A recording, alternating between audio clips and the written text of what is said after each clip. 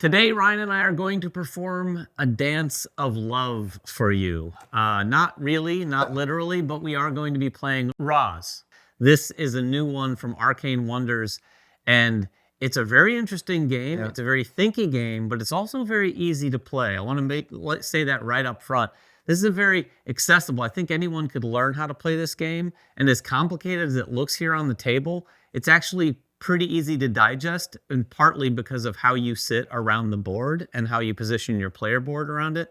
But when you get to play it, you're like, there's a lot to consider. There is a lot to consider. And I want to start by talking about the theme, because I think that actually really ties into what you're doing mechanically in this game. If you've never seen this RAAS dance, this is like a colorful, flamboyant spinning dance that people do.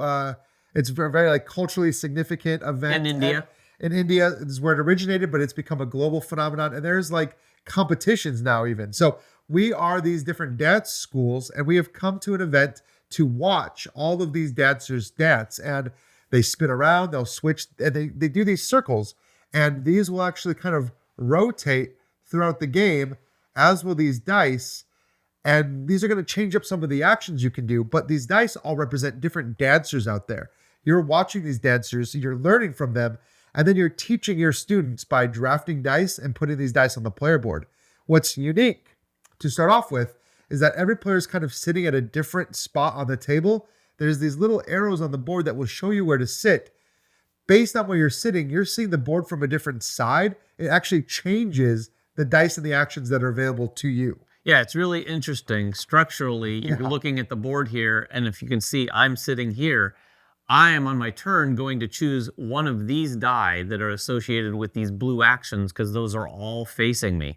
And it's really interesting because, as you can imagine, you're trying to get certain colored die for scoring. You're trying to match the sticks that you're getting from some of these actions, which are the dandiya. Yeah, they like, if you've ever seen, they clap them together, they pass them around. It's pretty cool. Which is also in the game. And also swatches of cloth for the apparel for the people dancing. You're trying to balance all of these things in kind of a puzzle that you're trying to solve to score as many points as you can. But you can get those points in many different ways. You don't have to do all those things and do them perfectly. You can really do one of them extraordinarily well and score a lot of points that way. Well, there's really three things that you're trying to do in the game. First of all, you're trying to draft dice, and you want dice to begin with to be a very specific number. Every round, and there's 3 rounds in the game, every number you're going to want a specific die it's going to score at the end of the round. So we want 4s for the first round, for example. Then you want your sticks. You want sticks that are going to match the color of the dice. And then you want the swatches of cloth to also match the color of the dice. If you do that right, you're going to get points. But it's not a static amount of points. There's 3 different tracks on your player board, and you can level those tracks up by taking specific actions and actually make some of those things worth more points. So you might get 1 point, and then 20 points from the last category if you've decided to just completely focus on that. Yeah, it's really interesting. Your player board also has some points that you can score at the bottom of each of these for certain colored dice for this dancer. This dancer in the middle here wants a purple, a pink, and kind of this brownish color. But like we said, if you abandon that and go all one color, you're like, oh, well, it's all purple. They're wearing all purple. But you might benefit from that, from having purple sticks and these purple swatches. If you've ratcheted up those tracks, you're going to be scoring a lot of points from that one purple dancer. Yeah, and there's a lot of different ways in the game. There's some spots where you can actually swap these things out. So you might take a die that's a 1 number for the first round and then find a way to change it to a 1 for the second round, or change it to a 6 for the third round, or even swap it out for a different color. Like David said, these dancers want specific moves or specific skills, they're called. And if you end up in a situation where I really want this power, I really need this power, but it comes with a die whose color I don't want, you can put it somewhere and then later use one of your powers to swap that color with a different color. So it gives you some flexibility, and it gives a little bit more depth to this puzzle, because there's a bunch of things you're looking at. And we talked about how this all rotates. So imagine that every round you're looking at a different orientation of things, because you're looking at the skill or the ability that you'll get to take, or looking at the die. And then potentially, if you're playing the advanced mode, which David and I were playing, you're looking at this devotion here. And then the last thing you're looking for, and this is a big part of the dance, it's called a love match. Yes. This is when people are dancing kind of at the edges of these circles where any 2 dice are matching together. So here you see that we've got these two teal dice, or if they happen to be the same number and they were together, it's called a love match. And if you go to that particular spot, one of those two spots, you go up this top track, which gives you access to some crazy game-changing powers. So all of that is being considered when you choose which one of these wheels you're going to draft from. Yeah, we've talked a lot about so far all the different things you need to consider. And the best way to communicate exactly how the game plays is to kind of show you just one turn. We're not going to play a full round, but we're going to show you kind of how a turn works.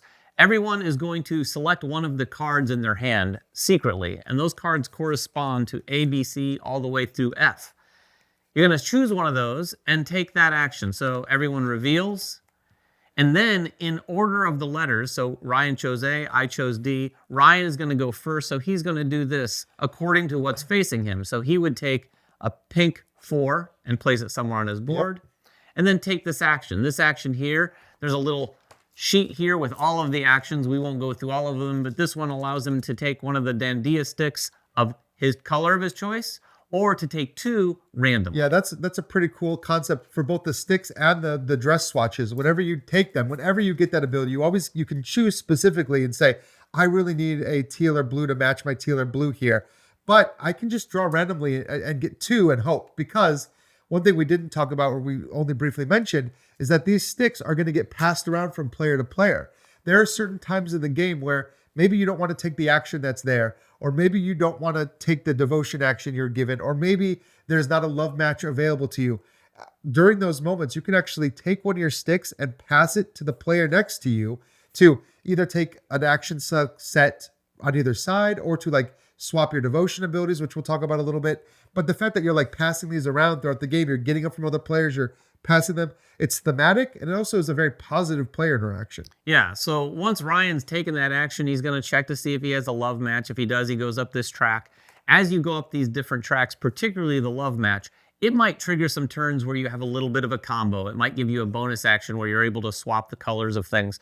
So you get a little taste of that. Then it's going to go to me. I'm going to do the same thing. We also check for that devotion. So a couple different things here. If we're on the same disc, so if we both had chosen A or we both had chosen D, one thing's going to happen.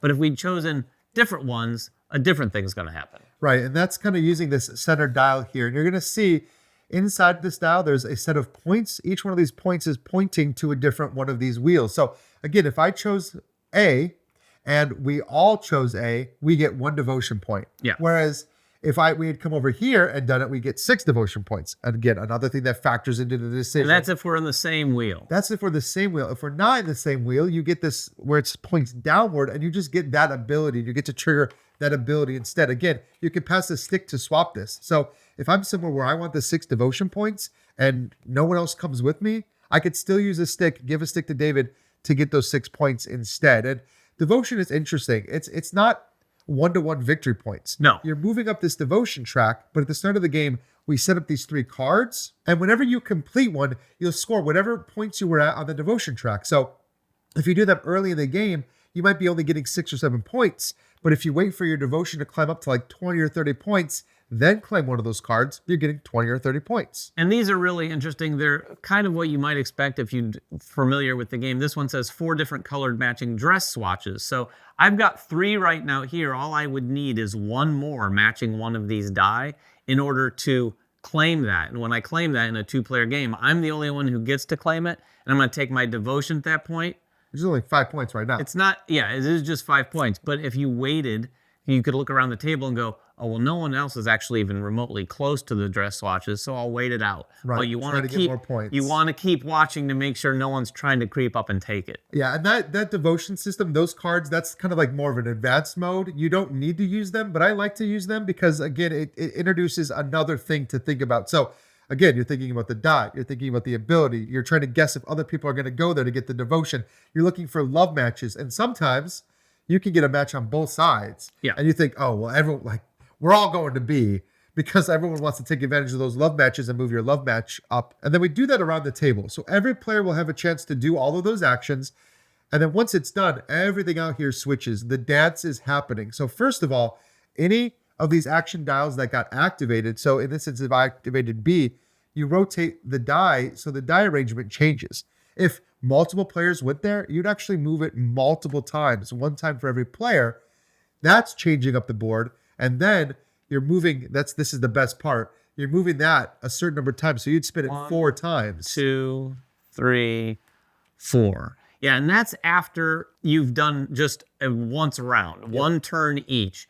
The round is going to be 3 turns. So we do that, do it again, do it again. That's when we go to the end of the round and score some of those end of round things. Yeah, after that, and then because of the fact that this was 4, we're looking at all of our dice that are 4. We're looking at all of our matching sticks. We're looking at all of our matching swatches. And then this 4, we're done with the round. Now, you need 1s. So you might refocus and take a bunch of 1s, but you've already got all these 4s on your player board from before. That's when you start looking for some of these actions that let you change the dice or even re-roll the dice, because now we want 1s and then we want 6s. And really, most of the scoring that's going to happen is done during the game. You're scoring these at the end of every one of these 3 rounds. You should be getting more and more points as these things go up. And you'll notice there's only spots for 9 dice on your board. You're only taking 9 actual turns in the game, 3, 3, and 3. Yeah, it's really interesting too, because this board, as much as it changes, especially with these wheels changing and the other ones, you're not always going to have the same colored dice facing you. You might look out on your turn and you might not have any yellow dice facing you. So if you were hoping to get a yellow die, you're not always guaranteed that. But a lot of the powers are out here, but I don't want to move on without highlighting the powers that you can get from that love match track. They're really strong. Those can really help. And then as you also even climb up the scoring charts, there are some spots that let you swap out some things, that let you manipulate what you've already got on your board. So that really helps set you up for future scoring as well. It gives you some flexibility for scoring, because really the only thing you're scoring at the end of the game are those 15 points per dancer, which 45 points can be a lot if you've managed to perfectly match up the dice. But like David said, it's going to be hard to match up all 3 of these. That means you've drafted perfectly 9 dice or used your swaps in the perfect way so that you end up with exactly those 3 colors. But sometimes you're just going to be stuck taking dice you don't want and then hoping you find a way to mitigate them, which you usually can. Yeah. But still, I mean, that's a big goal to try to complete all those exactly. Yeah, I think a lot of people are going to find a lot of flexibility in how they score their points here. I really do think you're going to find players who they kind of zero in on those 15 points and go, okay, well, that's my baseline. I want to try to do that. But once you start playing and you realize, okay, I've kind of got a lot of mismatched things. I'm doing okay on the dice that I've taken, but the dice you might have taken might not have the value you're looking for. They're not going to match the swatches you're getting or the Dandia sticks that you're taking. So you have to kind of juggle all those things in the puzzle you're trying to solve. But I do think someone very well could go, okay, I went really heavy purple. I've got all these purple swatches, and that person's going to score a ton because I've really focused on increasing my swatch score a lot. And based on which devotion card you have out, it might encourage you to play a certain way. Getting those 15 points might not be the priority. Any action you're using to swap dice colors is an action you're not using to maybe move up your scoring tracks or to work closer to those devotion ones. So every choice you're making has consequences, which I think what David said in the very, very beginning of the video, it's very easy to play the game. You just play a card, you take the die, you do the ability. But planning it and solving that puzzle so that you get like a perfect layout here it's a very satisfying but challenging puzzle. Yeah, and I would say too, last thing, if you look at this and you think, well, there's a lot of actions on that. That could lead to a lot of AP. The one thing I think that will help avoid that is there's so much and there's so many moving parts that you can't really plan out too thoroughly. Like you might think, okay, I'm going to do this. You're not going to be thinking about next turn because depending on, especially with like 4 players, depending on where people go, the wheels are going to turn all sorts of different ways. Oh, yeah. Once everything is turned and this middle one turned, then you can go, okay, let me take a look at this. And then only then you're looking at really just, 6 different action dice combinations to choose from. It does really help that they've color-coded it so that no matter which way these dice are facing, you're looking at one color. And I can just rule out everything. I'm looking at the purples. And that significantly helps bring down the cognitive load for sure. It really does. That is an incredibly nice touch that you probably can't appreciate until you're sitting at the table and playing this. But that is RAAS. If you have any questions about it, please make them in the comments below. We'll get down and answer whatever we can. Until next time, make sure everyone has fun at the table, and we'll see you then.